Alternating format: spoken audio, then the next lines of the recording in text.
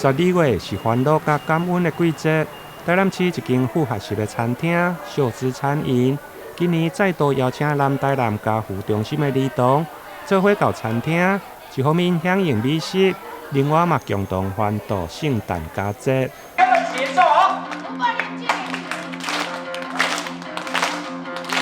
来喽，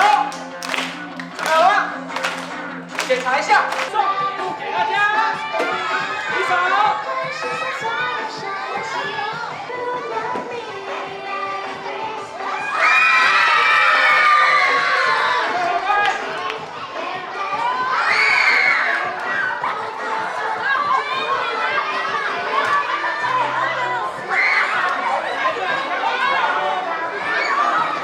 餐厅的营运长陈雅琪，因为年轻的时曾经受到南台南家福中心的帮助，因此伫个有能力开餐厅以后，嘛号召朋友做伙举办甲家福儿童的圣诞餐会。对民国101年开办以来，12档来毋捌中断，就算今年有心排着巴肚，嘛希望将这份爱的力量持续延续。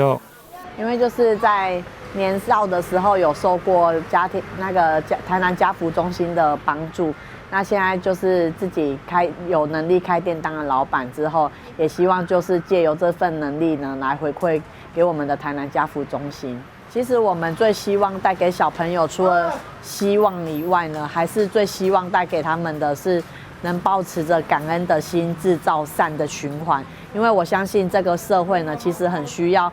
有这些善的循环来持续推动，我们的日子才会越来越好。那相信这样的一个鼓励，会让我们每一次受邀请的孩子，带着所有的社会大众的关心，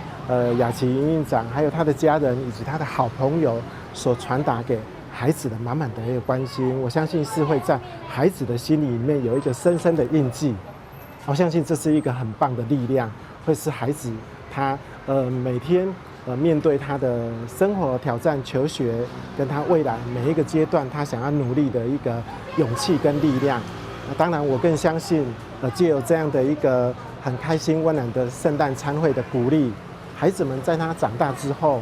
他一定会有把这一份爱的力量做再一次的循环，换成我们现在陪伴的家福的小朋友。活动中，家福儿童除了会用甲厝内面的人做伙响应圣诞美食，另外现场还有魔术的表演，甲气球造型的表演，互每一位家福儿童拢相当的欢喜，提前欢度欢乐的圣诞佳节。台南新闻林根采访报道。